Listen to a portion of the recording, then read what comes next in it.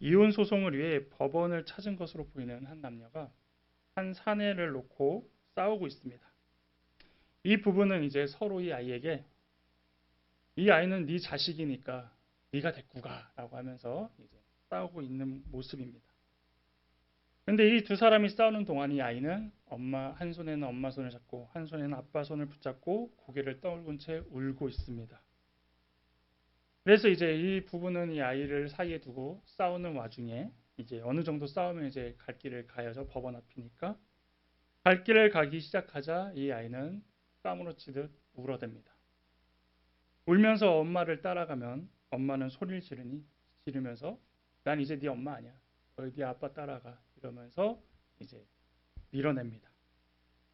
아이는 이제 그 말을 듣고 이제 아빠를 또 쫓아갑니다. 이제 아빠한테 가서 달려가면 아빠도 이제 난 네 아빠 아니야. 저기 네 엄마 따라가. 라고 하면서 이렇게 아이를 밀어냅니다. 이렇게 양쪽 사이에 있는 아이가 아빠를 향해 달려가도 쫓아내고 엄마를 향해 달려가도 쫓아내는 이런 모습을 본다라면 여러분은 어떤 마음이 드시겠습니까? 아이는 무슨 죄냐며 아이를 책임지지 않는 그 부모를 향하여 욕하고 화낼 것입니다. 부부의 입장에서는 서로의 행복을 위하여 갈라서는 것에 동의했지만 그것 때문에 따라오는 죄 없는 아이의 이 일생은 짓밟고 도리어 불행해야 되는지 고민하게 되는 상황입니다. 그런데 놀랍게도 이렇게 아들이 아버지에게 버림받는 가슴 아픈 일이 기독교 신앙의 중심적인 사건으로 나타납니다. 우리는 실제로 육체적으로 부부로 또한 부모로 살아가지만 부모 자식 관계가 불완전하고 온전하지 못합니다. 그래서 사랑으로 키우지만 싸우고 다투고 항상 행복하지 않는 것이 실제 우리의 모습입니다. 그리고 갈등도 느끼죠. 그리고 사춘기 이런 걸 겪으면서 덮어주고 보호해주려고 하지만 가끔은 진짜 원수 같고 왜 나왔을까? 왜 이렇게 애가 변했을까? 이러면서 관계를 가지고 살아가는 게 실제 모습입니다. 반면 하나님과 예수님의 관계는 어떻습니까? 이 관계는 완전한 관계입니다. 예수님께 있어서 하나님은 완전한 아버지시고 주님께서도 하나님께는 완전한 아들입니다. 이 완전한 부자 사이에는 완전한 교제가 있었고 완전한 사랑이 있었습니다. 그런데 이렇게 완전한 사랑을 누리던 예수님과 하나님 이 사이에 어떠한 일이 있냐면 바로 버림을 받으시는 것입니다. 법원 앞에서 이렇게 매몰차게 버림을 받던 아이에 비해 더 큰 비애를 이제 예수님은 십자가에서 느끼고 계신 것입니다. 우리는 그동안 이 십자가에서는 어떤 육체적인 고통에 대하여 많이 생각해 봤지만 오늘 말씀에서는 완전한 관계였던 이 하나님으로부터 버림받는 예수님의 이 아픔이 얼마나 큰 슬픔이고 가슴 저미는 아픔인지 놓치고 있었다라는 것이죠. 그렇다면 왜 예수님은 이렇게 하나님으로부터 버림을 받으셨으며 이것이 우리에게 어떤 의미가 있는지를 알아보려고 합니다. 예수님은 유대 시간으로 제3시에 십자가에 못 박히십니다. 이 유대 시간을 한국 시간으로 하려면 더하기 6시간을 하면 맞습니다. 그래서 3시라고 했으니 오전 9시에 십자가에 못 박히신 것이죠. 이때부터 이제 12시까지 3시간 동안 3가지 유언을 하십니다. 저들의 죄를 사하여 주옵소서, 내가 함께 낙원에 있으리라. 그리고 보라 내 어머니라 라는 이렇게 유언을 하시고 이후에 제6시 12시부터 9시 오후 3시까지는 조용히 침묵하고 계십니다. 그리고 외치신 마디가 바로 엘리 엘리 라마 사박단입니다. 이 말씀은 히브리어로서 성경에서도 직역을 해주는데요. 나의 하나님 나의 하나님 당신은 무엇 때문에 나를 버리셨습니까? 입니다. 3시간이 지난 후 고통의 침묵을 깨트리시고 이렇게 외친 이유는 영혼뿐만 아니라 육신의 처절한 고통을 견디고 계시다가 한계가 와서 외치신 부르짖음이었습니다. 왜냐하면 이 말씀을 하시고 나머지 이제 세 가지 유언을 하시고 바로 돌아가셨기 때문이라고 추측되기 때문에 이 말씀은 기다리다 기다리다 하셨던 하나님을 향한 부르짖음으로 볼 수 있는 것이죠. 그렇다면 예수님께서 이 네 번째 말씀을 하시기 위해서는 3시간이라는 시간이 걸렸는데 이때 동안 예수님은 무엇을 하고 계셨을까요? 겉으로의 육신은 침묵하고 계셨습니다. 힘드셨겠죠. 아프셨겠죠. 어려웠겠죠. 더 이상 이 말 한마디를 떼기가 어려웠을 것입니다. 하지만 그 예수님의 내면의 영혼은 침묵하고 계시지 않았다라는 겁니다. 지금 예수님께서 이 십자가에서 겪으시는 고통은 무엇이냐면 바로 하나님이 인간을 향해 주시는 무서운 진노를 예수님께서 다 받아내고 계시는 상황입니다. 우리가 예수님을 대신할 수 없지만 반대로 여러분들이 만약 다른 사람의 죄를 위해 십자가에 못 박혀 죽는다고 상상을 해보십시오. 어떤 마음이 들까요? 먼저 일단 나의 손과 나의 발에 박힌 이 못은 상당한 고통을 주고 있을 것입니다. 아픈데도 고통을 줄일 수 있는 자체가 불가능합니다. 우리는 아프면 이렇게 뭐 문지르기라도 하고 어떻게 하면서 이렇게 고통을 줄일 텐데 이거는 뭐 전혀 고통을 줄일 수 없는 모습으로 있기 때문입니다. 그리고 이제 물과 피가 쏟아지기 때문에 정신이 혼미해질 것입니다. 그리고 한켠에는 이제 인간적인 마음이 드러나죠. 화가 나기 시작합니다. 그리고 내가 왜 죽어야 되는가? 꼭 이렇게 죽어야 되는가? 그런 마음이 들지 않겠습니까? 그리고 짜증도 날 것이고 날씨는 또 덥습니다. 그리고 주위에서는 비아냥거리는 소리가 계속 들려옵니다. 그럼 차라리 빨리 죽고 싶어요. 차라리 빨리 죽고 그거 빨리 잊었으면 좋겠다. 죽으면 끝나니까. 근데 그게 또 됩니까? 그것도 안 된다라는 것이죠. 이렇게 우리가 상상만 해도 저도 이걸 쓰면서 너무 막 짜증나는 거예요. 이걸 어떻게 묘사를 해야 또 이렇게 좀 서로 알 수 있을까 이러는데 쓰는 저도 이것도 상상하기도 싫은데 예수님은 지금 그런 모습으로 계신다라는 거죠. 하지만 예수님은 이 모습보다도 더 끔찍한 것이 바로 영적인 고난이었다는 것입니다. 그리고 영혼의 어려움을 겪고 계신다는 겁니다. 그것은 무엇이냐? 바로 하나님으로부터 멀어지는 그 고난입니다. 예수님께서는 이 고통을 이미 알고 계셨습니다. 하나님으로부터 멀어진다라는 것, 그것이 얼마나 더 비참하고 끔찍하고 무서운 건지 알고 계시기 때문에 이렇게 십자가에서 힘들어하고 계셨다라는 것이죠. 이 고통을 언제 알고 계셨습니까? 바로 예수님께서 잡히시던 날 밤, 겟세마네에서 기도하시던 예수님의 모습을 보면 알 수 있습니다. 이때는 예수님께서 십자가에 달리기 전이셨지만 이미 인류의 죄를 다 짊어지시고 고통을 당하는 것을 시작으로 그때부터 보고 있다라는 것이죠. 왜냐하면 그곳에서 예수님께서 기도하시는 모습을 보면 알 수 있습니다. 이때 예수님이 처음 기도하신 게 아니에요. 이미 그동안 많은 기도를 통하여서 하나님과 교제하셨고 병도 고치시고 이적도 베푸시면서 기도하셨지 않습니까? 근데 이때만큼의 예수님의 기도는 남달랐습니다. 어떻게 표현되냐면 땀이 방울이 될 정도로 기도하셨다. 여러분 간절히 기도하는데 이렇게 기도해 보신 적 있으세요? 전 안 되더라고요. 그러니까 이게 인간적으로도 상상할 수 없는 땀이 피가 되도록 간절히 기도하셨고 또 예수님의 기도 제목은 무엇이었습니까? 이때 만일 할만하시거든 이 잔을 내게서 지나가게 하옵소서. 그러나 나의 원대로 마시옵고 아버지 원대로 하옵소서. 똑같은 단어를 3번이나 기도한 적도 이때가 처음이셨습니다.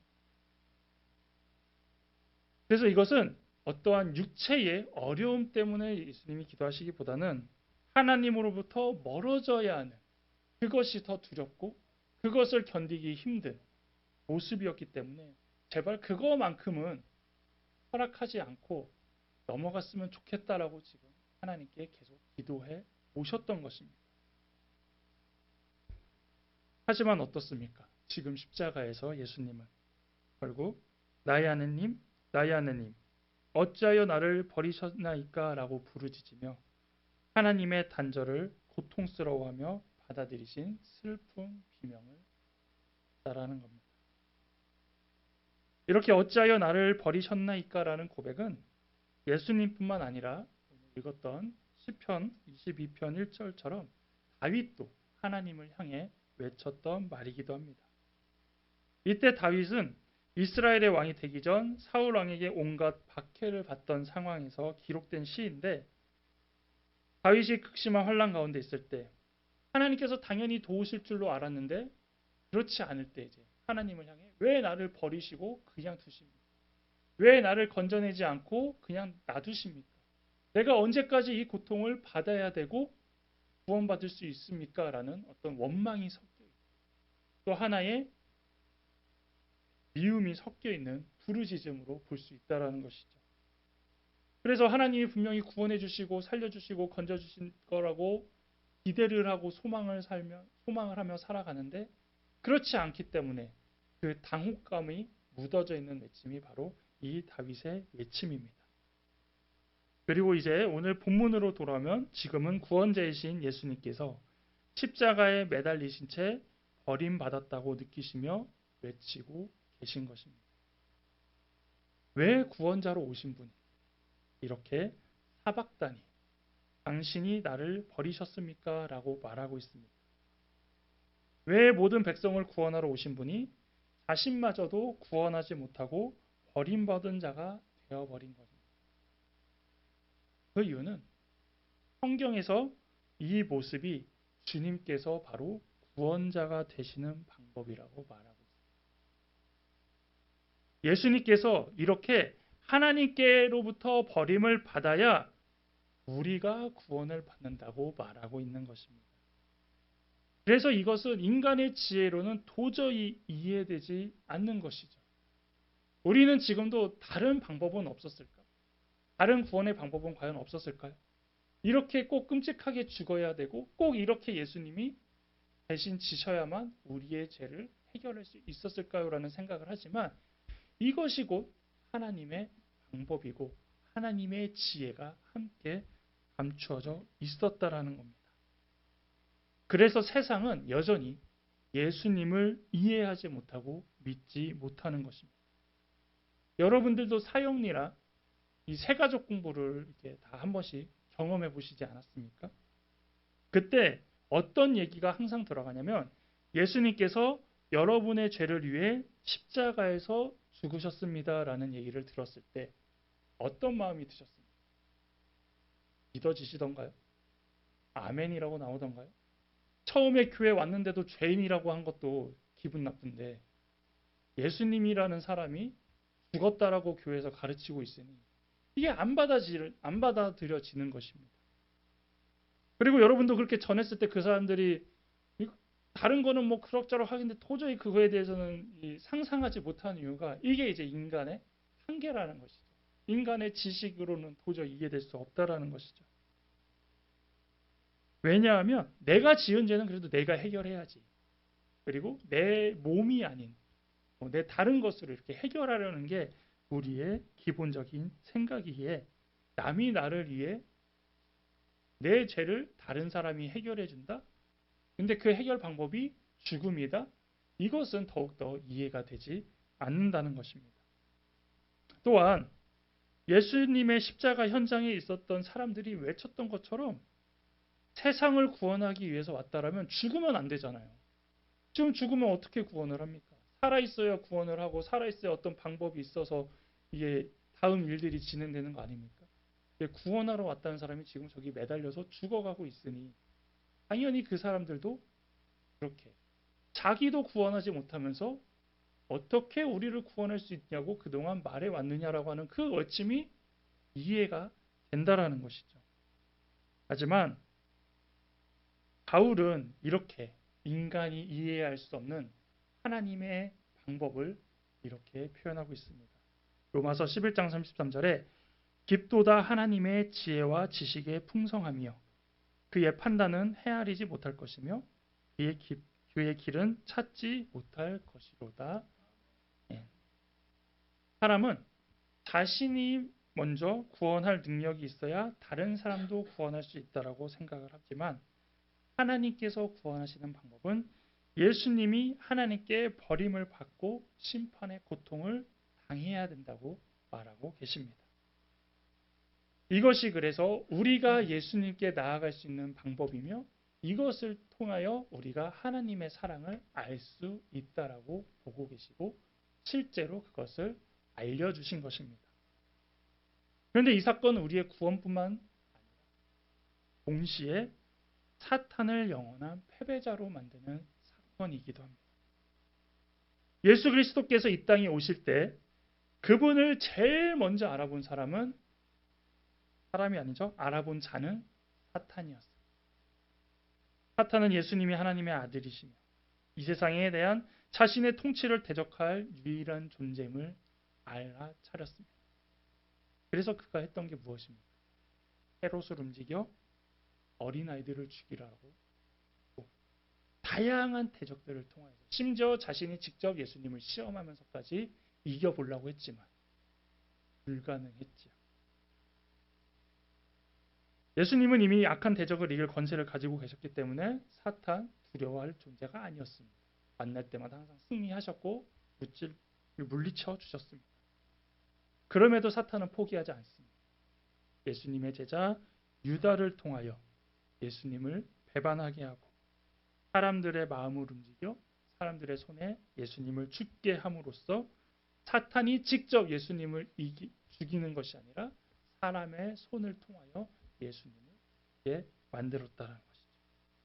그래서 지금 십자가에 못 박힌 예수님을 보며 사탄은 기뻐했을 겁니다. 나는 되지 않았는데 사람들의 손으로 가능했다라는 것.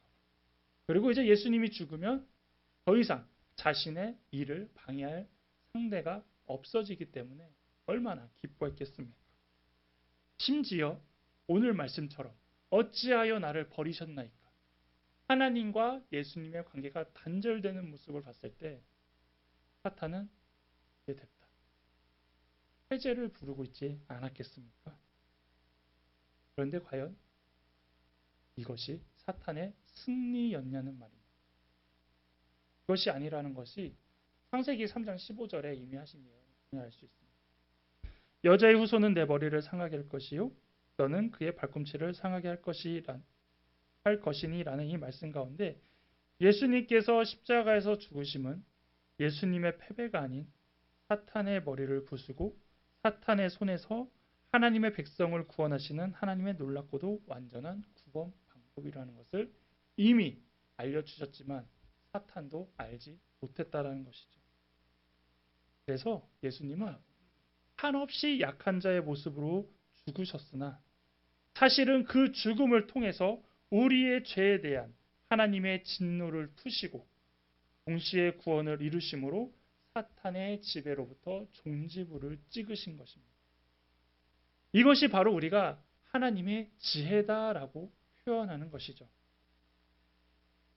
그런데 하나님께서는 자신의 지혜로 이렇게 구원 사역을 이루었지만 여전히 이 세상은 어둡다라는 것입니다. 다시 예수님께서 십자가에 달리던 그 사건으로 잠깐 되돌아보면 예수님께서 십자가에 못 박히신 후 3시간 동안은 그 지면에 빛이 있었습니다. 그러니까 밝은 낮이었다는 것이죠. 그런데 이 4번째 말씀을 하실 때는 어떻게 됐냐? 시간상 낮 12시였지만 온 땅에 흑암이 내려앉고 있었습니다. 즉 강하게 햇빛이 내리쬐고 있는 시간에 흑암이 내려앉았다는 것은 곧 기상이변이 일어나고 있다는 겁니다. 이것은 하나님께서 자연을 통해 자신의 마음을 표현하신 것으로 볼 수 있습니다. 예수님이 십자가에 못 박히시면서 그 빛나던 해가 빛을 잃은 것은 그리스도가 없는 삶이 어둠뿐임을 직접적으로 보여주신 것입니다. 그래서 예수님께서 이렇게 십자가에 달리시던 때도 세상은 어둠 속에 살아가고 있었습니다. 백성들, 제사장들, 서기관들, 율법사들, 정치가들 모두 한쪽으로 치우쳐져 어둠을 사랑하고 또 어둠의 일을 즐겨 행했다는 것을 보여주고 있는 것이죠. 이런 사람들에게 하나님께서는 그들의 영혼마저도 흑암에 깃들여 있다라고 보여주시며 지금 너희의 마음이 이렇게 더럽고 어둡고 보이는 것이 없다라는 것을 그들 스스로가 예수님의 죽어가는 것과 동시에 자연을 통해 알려주고 계신 것입니다. 주님이 태어나실 때는 어떤 모습이었습니까?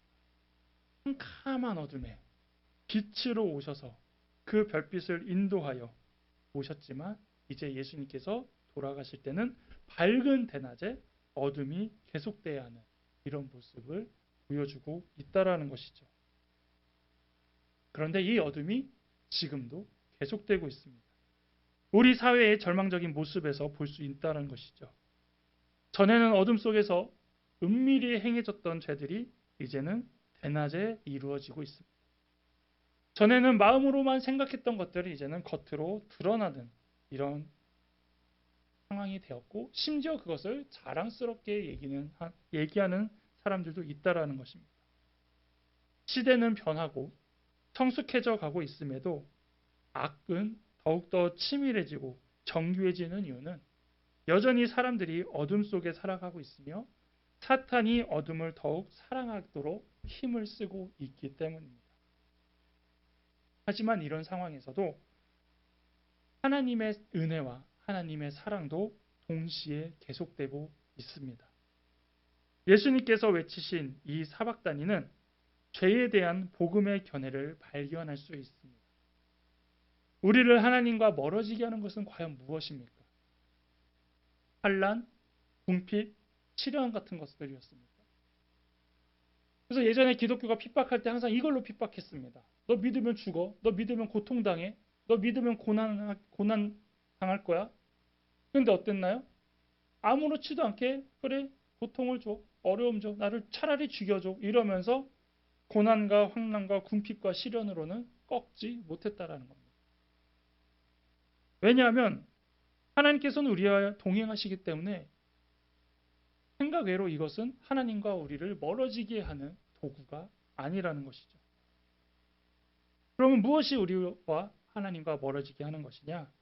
도리어 보이지 않고 만져지지 않는 죄만이 유일하게 우리와 하나님을 멀어지게 한다는 겁니다. 전능하신 하나님이시지만 유일하게 죄의 담장으로 막혀 있다라면 그것으로 우리와 관계는 차단된다는 겁니다.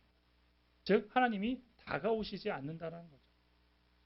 그러나 예수님께서 오늘 이렇게 십자가에서 버림을 받으신 것은 그와 동시에 이 죄의 담을 허물어지는 사건입니다. 그래서 예수님이 하나님으로부터 버림을 받자 죄의 담이 허물어지고 그러면서 다시 우리와 하나님의 관계가 가능하게 됐다라는 것이죠. 그동안 수없이 죽어간 짐승의 피와 많은 재물들의 죽음이 가져올 수 없었던 하나님과의 평화를 예수님께서 이루신 것이고 이것이 하나님의 은혜라는 겁니다. 그래서 여기서 하나님의 사랑이 얼마나 큰지 우리는 발견할 수 있습니다. 죄에 빠져 허덕이는 인간의 더러움, 이 어둠을 해결하기 위하여 독생자 아들 예수님을 포기하셨다는 겁니다. 자신이 가장 사랑하는 아들임에도 불구하고 사람을 더 사랑하시기 때문에 예수님을 포기하셨다는 겁니다. 그래서 우리는 이 사랑보다 큰 것이 없다라고 고백해야 합니다. 그래서 이제 십자가는 예수님에게는 버려짐의 장소이지만 우리에게는 부름의 장소가 됩니다. 십자가는 하나님께서 우리를 사랑하신다고 증명하시는 장소가 되는 것입니다. 이러한 하나님의 사랑을 아시겠습니까? 이제 이 하나님의 사랑 앞에 우리도 모든 것을 내려놓을 수 있어야 합니다. 주님께서 우리를 위해 버림받으셨기에 이제는 우리가 주님을 위하여 세상에서 버림을 받아야 할 차례입니다. 다시 하나님의 사랑을 기억하고 그 하나님의 사랑을 생각하며 하나님을 향한 사순절 기간을 보내는 여러분 되시기를 바라겠습니다.